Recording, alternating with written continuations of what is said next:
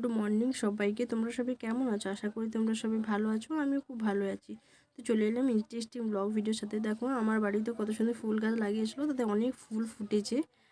তো কাদের কাদের বাড়িতে ফুল গাছ লাগিয়েছে বা ফুলের গাছ লাগাও কমেন্ট করে জানাবে। তো আজকে অনেকটাই ঠান্ডা বলতে গেলে। তো আগে একবার চা খেয়েছি, এখন আবার একবার চা খাবো। তো চা খেয়ে দিয়ে উপরে যাবো, কারণ এত কাজ আছে আজকে বলে বোঝানো যাবে না। তো চলো চাটা খেয়ে দিয়ে উপরে যাই, ভিডিওটি কন্টিনিউ দেখতে থাকো।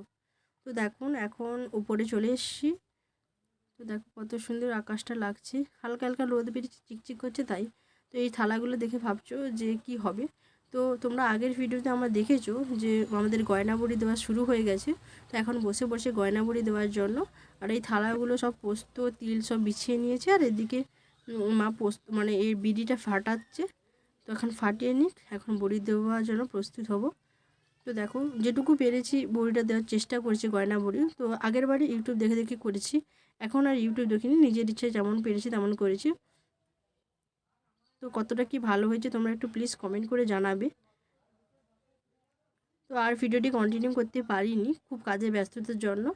তো এখন খাবো ম্যাগি, তাই জন্য আমার সবজি টবজি দিয়ে ম্যাগি খেতে ভালোবাসে, তাই গাজর আর আলু একটু ভেজে নিয়েছি যেটুকু ছিল, ভাজে করে তারপরে ডিম ভেজে নিয়েছি। এখন ম্যাগিটা সিদ্ধ করে রেখেছি, হালকা সিদ্ধ করবে যেন জলন্তি ভাবটা না আসে। তো তারপরে জল দিয়ে ধুয়ে তারপরে দিয়ে দিয়েছি। তো ম্যাগি করা কমপ্লিট, এখানে শশা কচিয়ে নিয়েছি।